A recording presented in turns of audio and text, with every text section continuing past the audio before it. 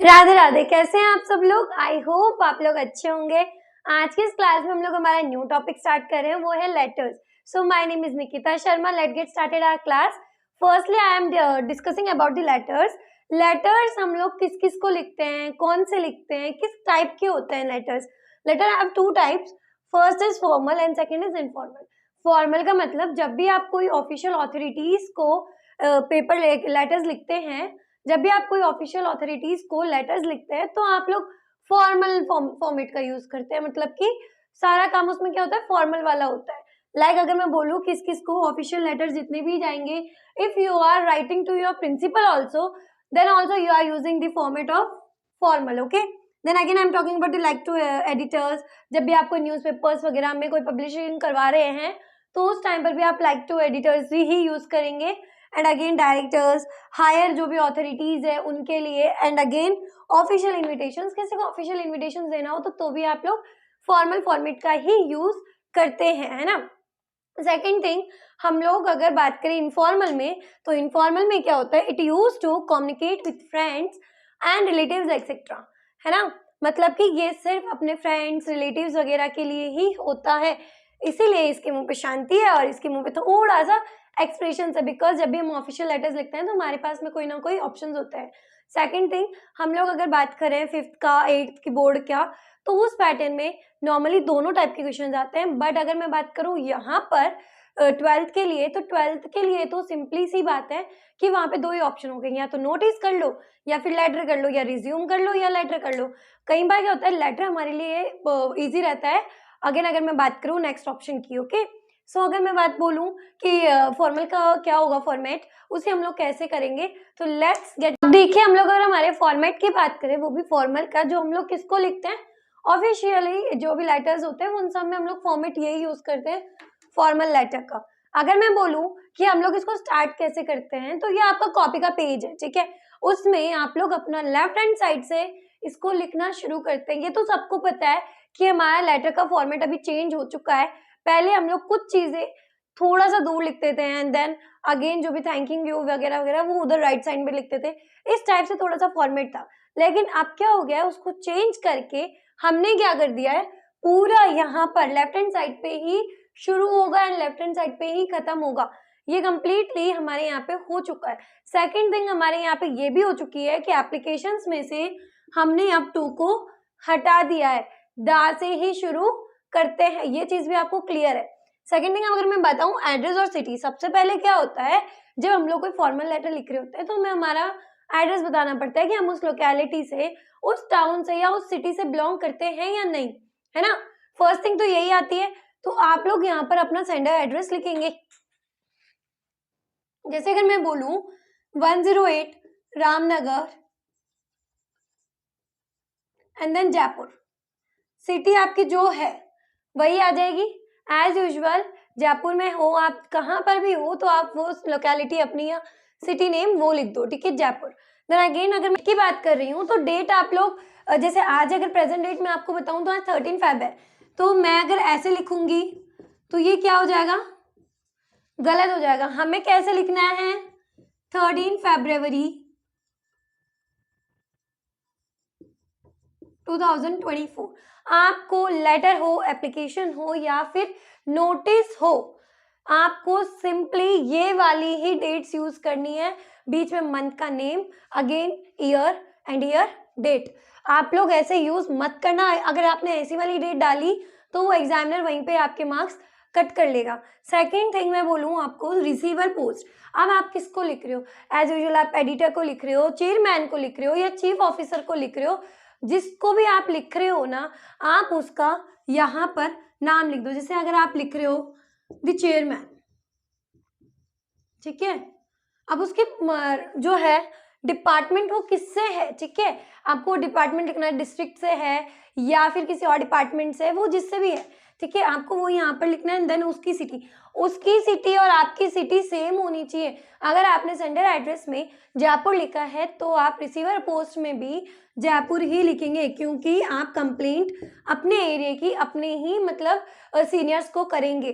तो उस टाइम पर आपको ध्यान रखना है, आप ऐसे नहीं कर सकते हो कि आपने ऊपर अजमेर लिख दिया नीचे जयपुर लिख दिया, गलत हो जाएगा, है ना। उसके बाद में सब्जेक्ट्स तो कुछ भी हो सकता है जो आपको लेटर में गिवन होगा, जो भी लेटर में आपको वहाँ पर गिवन होगा एज यूजुअल आप उसको एज इट इज लिख देंगे। अगर गिवन है for banning the loud speakers, अभी आप लोगों के बोर्ड एग्जाम्स आ रहे हैं तो मतलब लाउड स्पीकर्स लोग यूज कर रहे हैं, शादी वगैरह हो रही है, तो आप उस रिगार्डिंग भी लेटर पोस्ट कर सकते हैं कि आप लोग लाउड स्पीकर्स को थोड़ा कम करें या फिर बैन करवा दें, ताकि हम लोगों को एज यूजुअल इतनी परेशानी ना हो। या फिर लेटर्स में अगर मैं बात करूँ फॉर 12th तो बहुत सारे आते हैं, वाटर सप्लाई पे आता है, इन सैनिटरी पे आता है, बहुत सारे सप्लाईज पे ही आ जाता है कि हमारे यहाँ पे इस चीज़ की प्रॉब्लम आ रही है, इलेक्ट्रिसिटी की प्रॉब्लम आ रही है, वाटर सप्लाई की प्रॉब्लम आ रही है, इन सैनिटरी की आ रही है, या फिर हमें और कोई दिक्कत आ रही है, तो आप उन सब चीज़ों को, उस प्रॉब्लम को यहाँ पर एज यूजुअल जैसा है वैसा का वैसा यूजुअली लिख देंगे। अगर मैंने बोला प्रॉब्लम ऑफ वाटर सप्लाई, तो आप एज यूजुअल पहले क्या लिखेंगे, वाटर सप्लाई लिख देंगे। आपको यहाँ तक कुछ नहीं करना है, सिर्फ पर्सनल जो डिटेल्स है हम लोग वही फिल कर रहे हैं। आपको कुछ भी नहीं है कि मुझे ये फिल करना है या मुझे वो फिल करना है, मुझे एड्रेस लर्न करना है। क्यों करना है? एक एड्रेस खत्म, आपने लिख दिया 108 रामनगर जयपुर, बात खत्म। वो थोड़ी देखने आ रहा है कि आप कहाँ हो, सिंपली आपको एड्रेस फिल करना है, खाली नहीं छोड़ना है। सेकेंड थिंग, रिसीवर में आप जिसका भी लिख रहे हो उसका डिपार्टमेंट होना ही चाहिए, ठीक है। आपको जो पता है आप उससे रिलेटेड लिख दो, आपको एक लाना है आप उसी से रिलेटेड लिख दो। अगर क्वेश्चन में गिवन नहीं है तो, वरना क्वेश्चन में ही सब कुछ गिवन होता है। अगर म्युनिसिपल कमिश्नर है या फिर जो भी है वो आपको गिवन होता है, तो आप सिंपली उसको भी कर सकते हो डायरेक्टली, ओके। सेकंड थिंग, आपने लिख दिया सब्जेक्ट वाटर सप्लाई का, यहाँ तक फॉर्मेट में आई होप आप लोगों को दिक्कत नहीं होगी।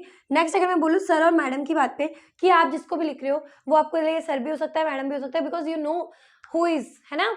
तो आपको जब पता है कि वो कौन है, तो आप लोग सिंपली क्या करेंगे, सर या मैडम लिख दो, या डियर सर लिख दो, डियर मैडम लिख दो, या फिर रिस्पेक्टेड सर या मैडम लिख दो।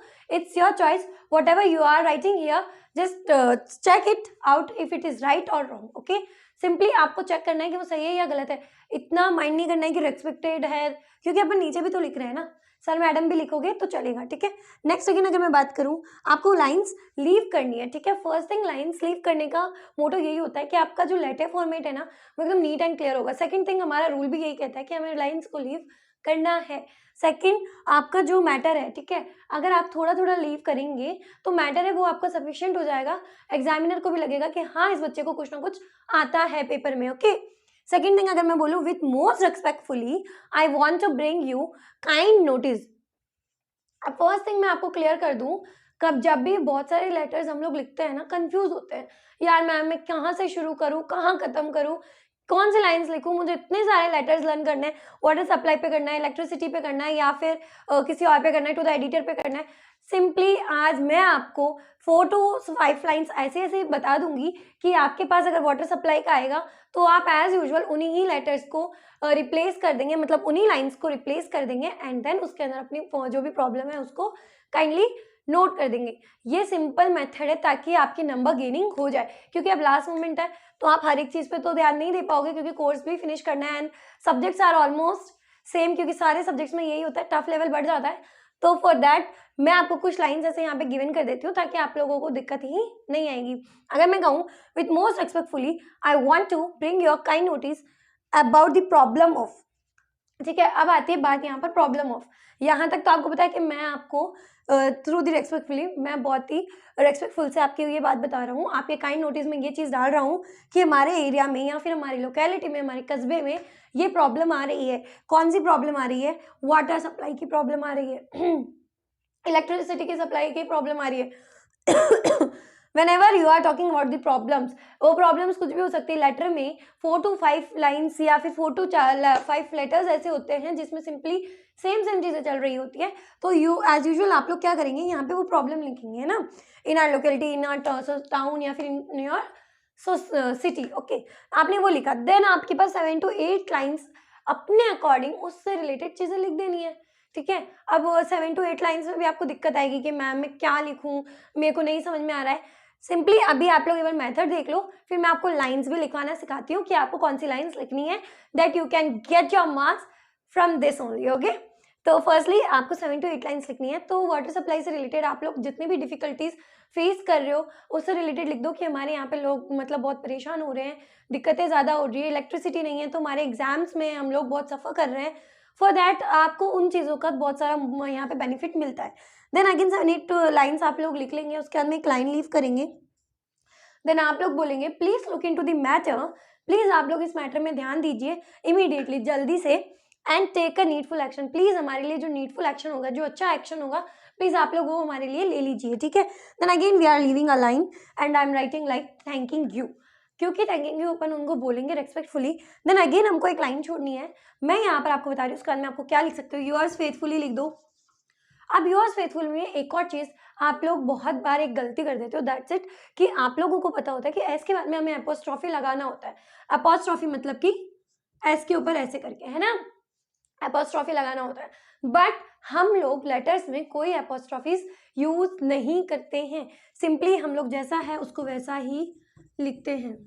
योर्स फेथफुली आप यूज करो, सिंसियरली आप यूज करो, है ना, आप इन चीज़ों को यूज़ कर लो।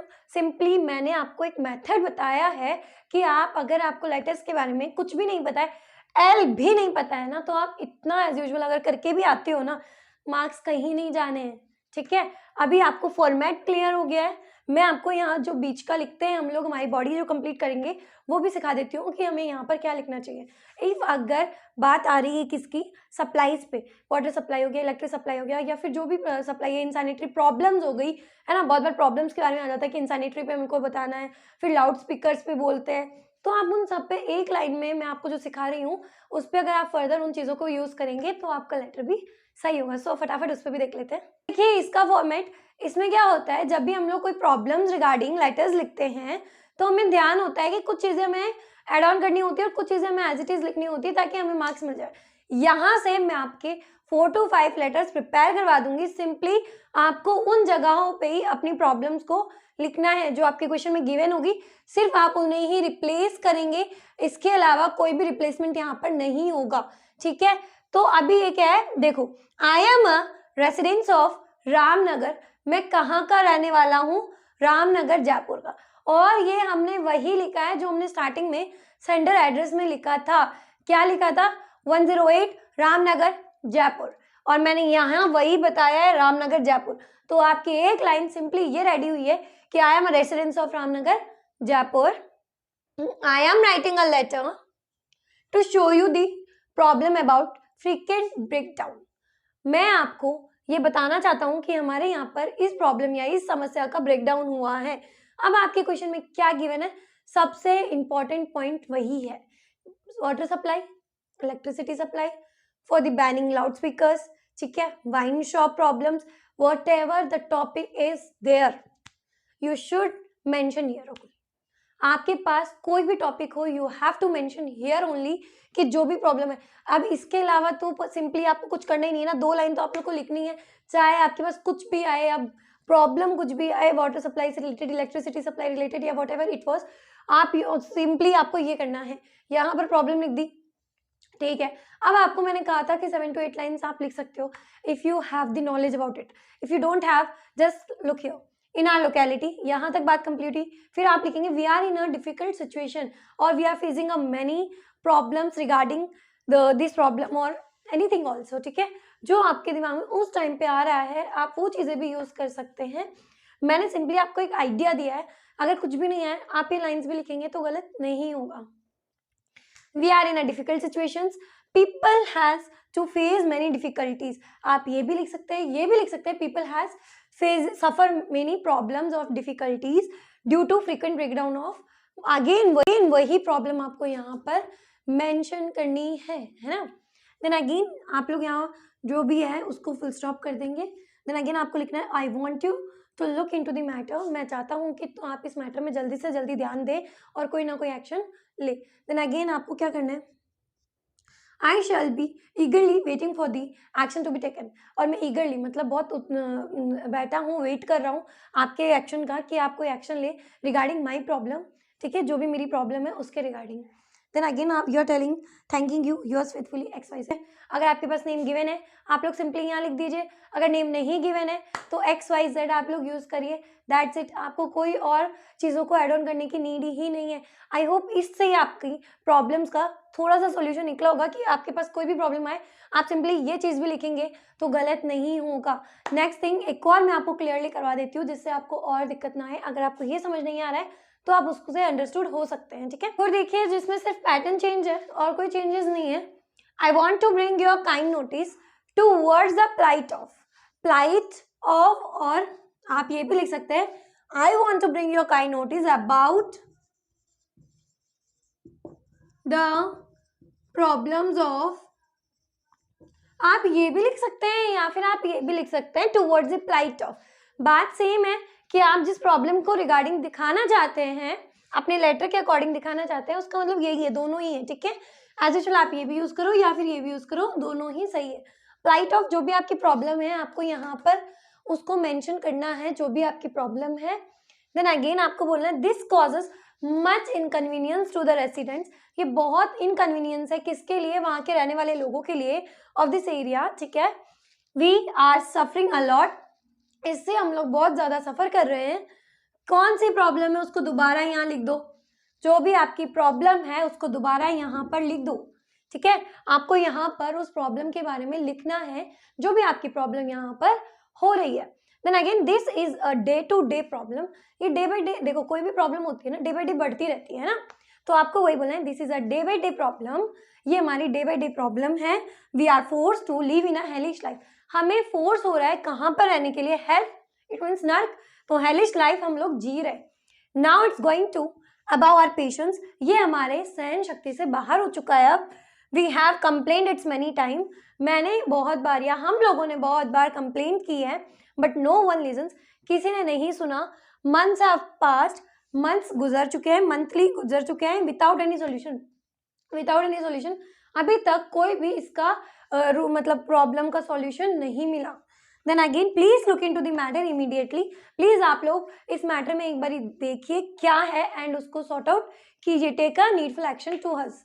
देन अगेन आपको वही थैंकिंग यू योर्स फेथफुली, आप इनमें से कोई लाइंस वहां पर ऐड ऑन कर सकते हैं, वहां की लाइंस आप लोग यहाँ पर ऐड ऑन कर सकते हैं, इनसे भी आपका लेटर बड़ा भी हो जाएगा और सिंपली मैटरफुल भी हो जाएगा। कुछ लाइंस इसमें ऐसी है जो आप लोग यूज कर सकते हैं, this is a day to day problem, आप इसे यूज कर सकते हैं। This causes much inconvenience to us, ये लिख सकते हैं। If we are force to live in a hellish life, आप ये लाइन वहां पर ऐड कर सकते हैं या फिर वहां से कोई लाइन यहाँ पर रिप्लेस कर सकते हैं। ये चीजें हो गई। अब सेकंड थिंग बात आती है एडिटर के लिए, ठीक है। कई बार क्या लेटर्स में आता ही है, एडिटर्स वगैरह को हम लोग लेटर लिखते हैं तो कि बहुत बार दिक्कत आती है मैम क्या लिखे, स्टार्टिंग में क्या लिखे। चलो ठीक है, हमने आज तो ये तो सीख लिया कि हमें कहाँ से शुरू करना है एंड कहाँ खत्म करना है, but we have to know the about the editor also, कि जब हम लोग एडिटर को पेपर लिख रहे हैं तो हम लोग उस टाइम पर क्या ध्यान रखें, भाई क्या लेटर में ऐसा क्या होना चाहिए कि एडिटर के लिए हम लोग लेटर लिख रहे हैं तो वो अलग से दिख जाए, है ना, शो हो जाए। ओके, सो हम लोग उसको भी कर लेते हैं। अब बात करते हैं हम लोग letter to editor. Letter to editor को जब हम लोग लेटर लिखते हैं तो उस टाइम पे क्या ध्यान रखते हैं, ये तो आपको सबको पता है, सेंडर एड्रेस, रिसीवर एड्रेस, ये तो हमें लिखना ही है। सेकंड थिंग, सब कुछ लेफ्ट हैंड साइड लिखेंगे, ये भी पता है आपको, ये भी पता है स्ट्रेट लाइन में आएगा, ये भी आपको पता है। सिंपली उसके बाद में आपको सेंडर एड्रेस लिखना है, कुछ भी लिखो। मैंने यहाँ लिखा है जैसे 102 कृष्णा विहार जयपुर, ठीक है, आप ये लिखेंगे। देन अगेन आपको लाइन लीव करनी है, ये सिंबल्स है आपके लाइन लीव करने के। ओके, देन अगेन आपको डेट लिखनी है। मैंने आपको क्लियरली बोला यहाँ पर मैंने आज प्रेजेंट डेट लिखी है, बट आप जब वो लेटर लिखेंगे, जिस दिन आप वो लेटर लिख रहे हैं, आपको उसी दिन की डेट डालनी है। And do you also know about that कि अगला मंथ जो है हमारा मार्च का है, तो जिसे फेब्रुवरी रिलेटेड भी बहुत प्रॉब्लम आ जाती है, आर कहाँ लगाना है, कंफ्यूज हो जाते हैं, तो मार्च में तो वो भी दिक्कत नहीं आएगी, तो मार्क्स कटने के चांसेस ही नहीं रहेंगे। आप सिंपली यूज करो जो भी आपका जिस दिन आपका डेट है एग्जाम है, आप वो वाली डेट यहाँ पर यूज करेंगे। Then again you have to write here the editor. Firstly आप जिसको भी लिख रहे हैं, ये क्या होता है जिसमें हम लोग न्यूज़पेपर्स रिलेटेड लिखते हैं ना, उनके लिए होता है। तो जो भी आपके एरिया में न्यूज़पेपर आ रहा है, एग्जाम्पल राजस्थान पत्रिका आ रही है या फिर दैनिक भास्कर आ रहा है या हिंदुस्तान टाइम आ रहा है, टाइम ऑफ इंडिया हो रहा है, जो भी आ रहा है आप उससे रिलेटेड लिख सकते हैं। जैसे मैंने यहाँ पर एग्जाम्पल लिखा है the times of India Jaipur, मैंने लिखा है the times of India Jaipur. आपको ये कंप्लीट करना है, ठीक है। उसके बाद में आपका सब्जेक्ट जो भी है उससे रिलेटेड जो भी आपका सब्जेक्ट है आप वो यहाँ पर पब्लिश करवा सकते हैं। अगर किसी प्रॉब्लम को आपको पब्लिश भी करवाना है तो आप वो यहाँ पर लिख दीजिए जो भी आपकी लाइन्स है जो आपके क्वेश्चन में गिवन होगी, ठीक है। Then again dear sir, through the columns of your esteem newspaper, आप through the columns of your esteem newspaper आपको ये एज इट इज लिखना है, ठीक है। Then again I want to draw the attention of authority, I want to draw the attention of the authority, मैं आपको बताता हूँ कि मैं आपका अटेंशन चाहता हूँ अथॉरिटीज का अबाउट द प्रॉब्लम ऑफ, किस प्रॉब्लम में आपको बताना है ऑफ, आपको यहाँ पर अपनी प्रॉब्लम्स लिखनी है। अब आप क्या कर सकते हैं, यहाँ पर अपना माइंड यूज करिए कि आपने यहाँ ऊपर तो लिख दिया, एडिटर को लिखना है अपने पेपर, आपने लाइन भी लिख दी, बीच में आपको नहीं आ रहा है, आप भूल गए हो कि मुझे अब क्या लिखना है ना, पर्सनल जो एडिटर की लाइन्स आपने याद की थी, यू जस्ट फॉरगेटन, है ना, आप वो भूल चुके हो। अब आपको क्या करना है, कुछ नहीं करना है, सिंपली अभी अपन ने 2 लेटर्स किए, 3 लेटर्स किए, मैंने तीनों का फॉर्मेट आपको बताया कि क्या क्या था, ठीक है। आप उनमें से जो लाइन्स आपको याद है ना, सिंपली उठाओ, यहाँ रिप्लेस करो, दैट्स इट। आप उन्हें यहाँ पर रिप्लेस कर दो, कोई दिक्कत नहीं है, आपको नहीं आ रहा है कोई बात नहीं, आप उन्हें यहाँ से रिप्लेस कर दीजिए। Then again, I therefore request you to highlight this issue so that the authorities may take an action. आप इसको अपने न्यूज़पेपर में हाईलाइट कर दो ताकि हमारी प्रॉब्लम का सोल्यूशन निकल के आए। तो बात समझ में आई। एडिटर्स में भी आप लोगों को सिंपली चेंजेस कुछ नहीं करने, स्टार्टिंग में थोड़ा चेंज होगा और वो यही होगा, so the column of esteem newspaper वगैरह वाली लाइन, इसके अलावा कुछ भी नहीं है। बाकी आप जो ऐड ऑन करेंगे वो सिंपली आ जाएगा। अगर फिर भी आपको कोई दिक्कत है तो आप लोग मुझे कमेंट करिए, मैं आपको डिटेल में नेक्स्ट वीडियो में और अच्छे से समझा दूंगी। And all the best for class 12th 10th और 8th 5th also, all the best. अच्छे से अपना पेपर करिए और थोड़ा सा ध्यान रखिए पेपर करते टाइम, क्लीन होना चाहिए पेपर, एकदम साफ सुथरा, जो भी आप लिख रहे हैं कटिंग्स वगैरह थोड़ी सी कम करिए, हैंड राइटिंग एज यूजुअल जैसे भी हो अंडरस्टूड होनी चाहिए कि आप जो भी लिख रहे हो अगले को, एग्जामिनर को दिखना चाहिए कि आपने क्या लिखा है। अगर वो अंडरस्टूड है तो वो उसके भी आपको नंबर दे देगा। कई बार क्या होता है, इंग्लिश जो लैंग्वेज होती है ना, वहाँ पर लैंग्वेज के ही मार्क्स मिलते हैं। लैंग्वेज इन द सेंस आप क्या लिख रहे हो, आपके ग्रामर्स क्या है, आपके एरर्स क्या है, इनका ही वो वर्बली ध्यान रखता है। तो आप लोग उन चीज़ों का थोड़ा सा ध्यान रखिए। कटिंग्स वगैरह सिंपली एक लाइन ड्रॉ करिए देन लीव कर दीजिए। ज़्यादा कटिंग्स करेंगे तो उससे भी आपको दिक्कत आएगी, क्योंकि बार बार अगर गंदगी दिखेगी तो एग्जामिनर ध्यान ही नहीं देगा कि आपने क्या लिखा है। अगर आपको आता है तो थोड़ा सा उन चीज़ों का ध्यान रखिए। अगर आपको ये वीडियो इन्फॉर्मेटिव लगा हो, हेल्पफुल लगा हो, तो please subscribe our channel and press the bell icon ताकि आपको मेरी वीडियोस की लेटेस्ट नोटिफिकेशन मिलती रहे। And stay soon, stay happy, have a very beautiful day and all the best for the board classes. Do your paper best.